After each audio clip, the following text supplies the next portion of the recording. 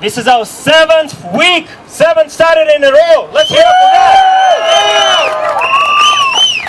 George, bring your So 7th Saturday, we have hundreds and hundreds of people coming together. Yes or yes?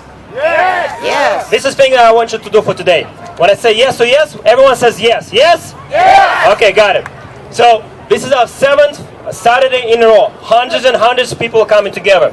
So do we have a pandemic or what? No. We're gonna learn that one too. I know, right? So I'm sure everyone's seen the news with thousands and thousands of people marching the streets around the world. Yes or yes? Yes. So the pandemic is over. Yes or yes? Yes. Got it. So the few things I want to discuss today. There's a lot of news coming out which is very, very exciting. And this is what I shared even last week, and I'm going to bring it up again. And I want to really acknowledge, first of all, everyone coming here today. Please give yourself a round of applause. Everyone. Everyone here today is showing a true leadership in a time when that's so required. The leadership is important. Lamont is getting the crowd. I love it. Thank you, Lamont. Give it up for Lamont. So we have so many people coming together. Everybody's volunteering their time. Please understand, everyone has family, everyone has kids. Whoever still have some job going on, that's great. But everybody's coming here together for one cause. To end the lockdown, to get our normal life back, and end all this BS. Yes or yes? All right. So the good news are coming out. Like I mentioned last week, the leader of the Vaccine Insurers of Canada actually said the whole movement tripled in within the last Corona time right now, which is, let's applaud for that. Kill Gates, I'm going to call him Kill Gates, is actually scared now because he's actually had to move the trial of the vaccines from England to Brazil because the virus is disappearing. They can't even test the effectiveness of vaccines anymore, which is a joke, right? Unfortunately for Brazilian people, they have to fight the fight right now, not to be guinea pigs for kill baits, right? Yes or yes? Exactly. So the news are coming out from Germany, the news are coming out from actually United States. There was one article I shared yesterday. The virus is really going down. And there was a statistician in Israel actually calculated this 2 months ago. He said specifically that this virus, doesn't matter where it is, has one peak. It peaks at 6 weeks and it goes down after 8 weeks. And this is exactly what we see.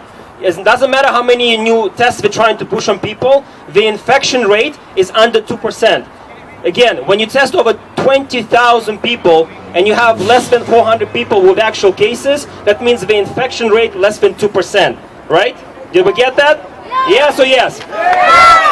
And then as we all learned, the survival rate from this virus, so out of even the people that have this virus, the survival rate is 99.8%. Let's all say it again. 99.8% survival rate. Yes or yes? I love it.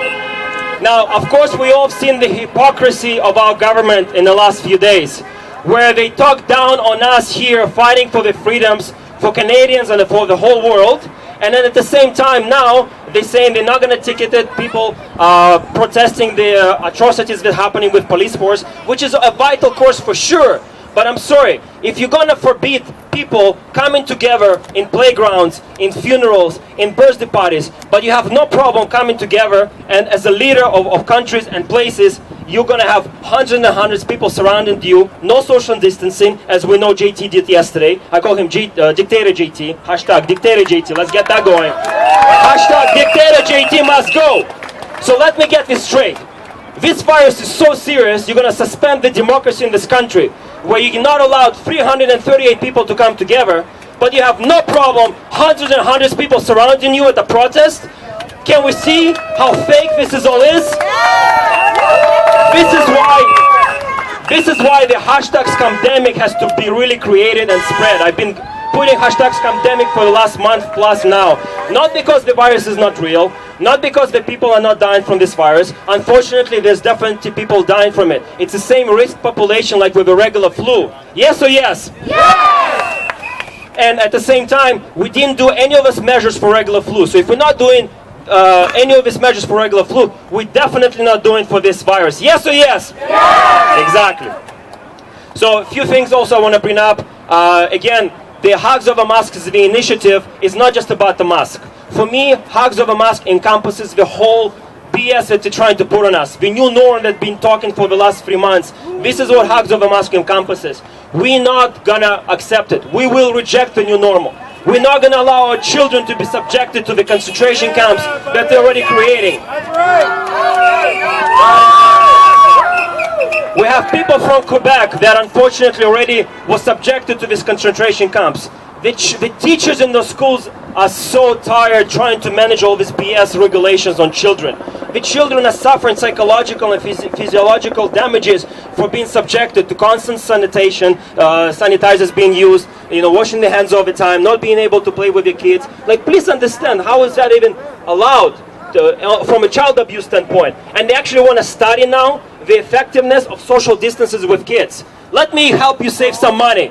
Do not study social distances. It's all fucking BS.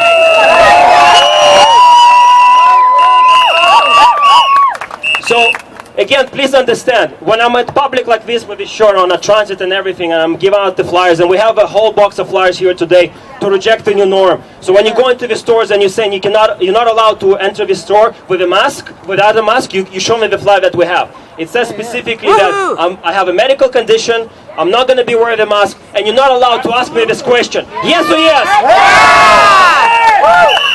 I'm fired up today. Enough is enough. Enough is enough. Enough is enough. Enough is enough. All right. So Hugs of a Mask is the initiative. The Fearless Ontario, we were here on Tuesday and Wednesday when the Parliament was in session. And I thank every single person that showed up here on Tuesday and Wednesday. On Tuesday we had about 100 people. People came and go, that's fine. On Wednesday we had probably about 70, 80 people. The idea was to be right at the front of the legislation as we were sitting down.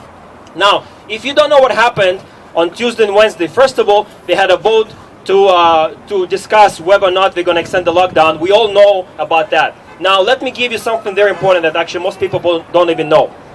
They voted secretively. They did not record the vote. And the amendment that the only MPP, independent MPP, Randy Hillier, tried to put an amendment into that statute to allow transparency. That we actually will have an opportunity to ask our government, why are you doing these measures? Please show us real data and science behind justifications for these unnecessary measures. Guess what happened? They voted that down, and there was not recorded vote. So we can't even hold accountable the people that didn't want to be transparent with us and didn't want to be held accountable. What kind of democracy is that? Please understand, when those people calling us irresponsible, those people calling us not having integrity, those people need to look in the mirror. Yes or yes? This government will resign over the atrocious measures they were taking. People are dying because the surgeries are cancelled. Again, over 52,000 necessary medical procedures were cancelled right away as soon as the emergency order went into place. Extra 12,000 procedures every single week were added to that. We're talking about cancer surgeries. We're talking about heart disease. We're talking about screening for different health issues. People coming to me, people sending me messages like to Randy Healer, that they're crying, they're actually dying because we're not able to get proper medical health because of they created over 10,000 beds, the hospitals are empty, and there's no surge. In the whole province of Ontario, of over almost 50 million people, we don't even have 1,000 people in a hospital with this virus.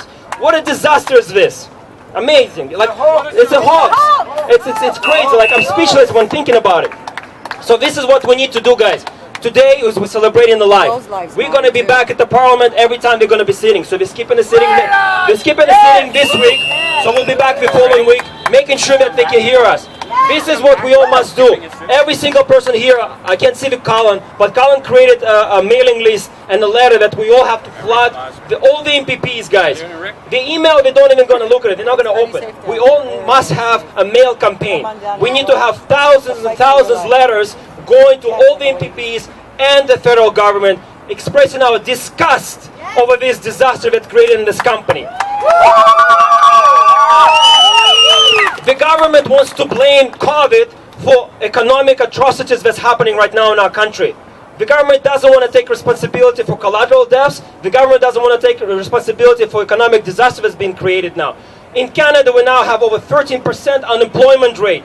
Are you kidding me? Like, come on. This is so dangerous. The economic ramifications will leap into the social and life issues. People committing suicide, people are depressed, people's lives are completely being destroyed. And they're still thinking about opening small businesses. All small businesses must open now. Please understand, and I'm going to give Chris to talk about the small businesses, but we want to have a network, not just for businesses that want to open. Then the network of businesses that are going to open with normal life.